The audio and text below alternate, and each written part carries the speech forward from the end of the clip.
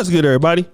It's your boy, O'Shea Duke Jackson, back at it again with another episode of the Celebrity Junk. So, guys, there was a story sent to me that I want to talk about by Brother Lee in San Francisco. And, currently, many clothing companies in the United States are fighting a battle of two different entities.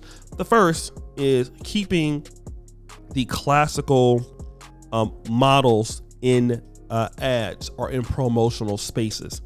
For an example, in the 80s, 90s, and 2000s, most fashion models, especially for big brands, Calvin Klein, Banana Republic, if you will, Tommy Hilfiger, they would use fashion models that were typically in shape, especially women, right? Even your black clothing brands would do the same thing. Baby fat, apple bottom, things like that. And it would show women that had a certain size, typically a very beautiful model. And if it was a man, somebody that was muscular or things like that.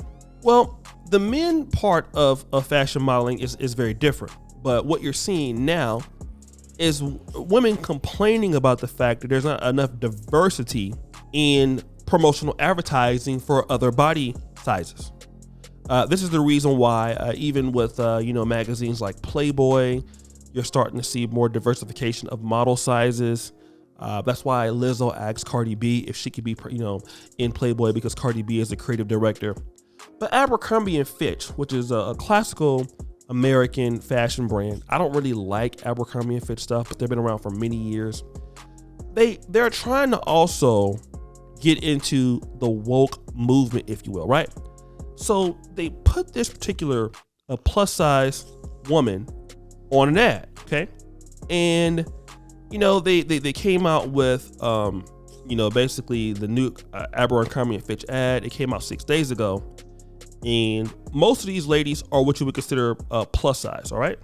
Now, the issue wasn't with the black lady in the pink or in the green or in the white. But the biggest issue came with the young lady in the black, who has the black shirt and the black shorts. And so many people started to say that this content is promoting unhealthy eating habits. What they're doing is they're featuring diabetes and heart attacks, okay? And so many people started to slam Abercrombie in Fitch, okay? In other words, what the ad is promoting is that, young women who are skinny are now going to understand that they can't get work in the fashion industry, so they need to purposely be unhealthy in order to get these slots. Now, on the other hand, the fashion industry was criticized by not promoting enough bigger models. But now people are saying this is going too far, all right? But here's the real idea of what I'm seeing here. If this was a black brand, right, you would not have this outrage. But now we know that Abercrombie & Fitch is almost 100% non-black. I never see black people shopping at Abercrombie & Fitch. Never. I don't even think I've ever seen a black person with an Abercrombie & Fitch shirt. And if you do see them, they're typically somebody who is like not with the African-American culture, in other words, right? Like they're going to be completely, if you would say, quote unquote, whitewashed. I've never known somebody to buy Abercrombie & Fitch for the most part. However, that base, which doesn't have a black client base, they're going to care about what they look like. They're going to say, listen, Abercrombie & Fitch, if you want our money, you are not going to promote diabetes, obesity to our client base, which is young, white women. It's not going to work. Take that down, which is what Abercrombie & Fitch did. Want to know why? Because their fan base wants clothes that are for their size, which is normal size. I don't think that Abercrombie & Fitch, they have one here in Dubai. I don't really think that they specialize in like, super plus size thing for men or women. It's never really been a thing for Abercrombie and Fitch.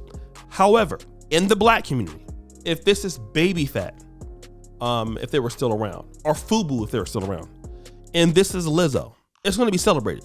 Why? Because being obese and unhealthy is not a big deal. It's not. Because see, especially for certain ladies out there, the reason is like, in the white community, I'm going to say this. Being in shape makes a big difference as to who you mate with in white America. People don't want to talk about that, but we know that it's true. White men who are successful are not, for the most part, chasing after, let's say, what I would consider BBWs. You go look at Europeans, what the beauty standard is, Russia, Poland, England, white America. We kind of know what they like. Guys are successful, all right? But in black America, you see there's a lot more leniency in what a woman looks like. And so because of that, if this was a black ad, there is a perception that, hey, listen, black men like bigger women anyway. And it doesn't really matter what black men want because, they'll just accept anything, right? So let's just go ahead on, girl, and do what we're going to do. It's fine. Who cares? But Abercrombie and Fitch, they understand, listen, no, we're not going to promote. Number one, we don't want our daughters to be unhealthy.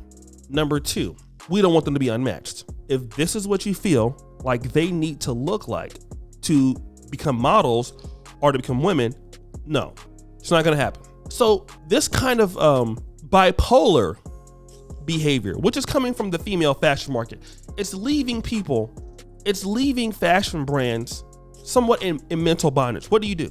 Well, should we promote to the bigger size because we keep all beautiful ladies there? Y'all are going to say, we're not giving diversity. If we try to put that in there, then you're going to say we're promoting diabetes. And again, this is what's coming from the left, all right? The situation is these brands need to create clothes for who buys them the most, all right? I was in the Rolex store today in Audemars Piguet here in Dubai. These brands do not give a shit about what you like or whatever, okay? You have the money to get it or you don't. That's it. Abercrombie and Fitch should do the same, okay? Like, you're going to sell to your base. You know what size your base is, if it's the big size or the small size, and you do what you need to do. That's it. You can't make everybody happy. And Abercrombie and Fitch is trying to make everybody happy.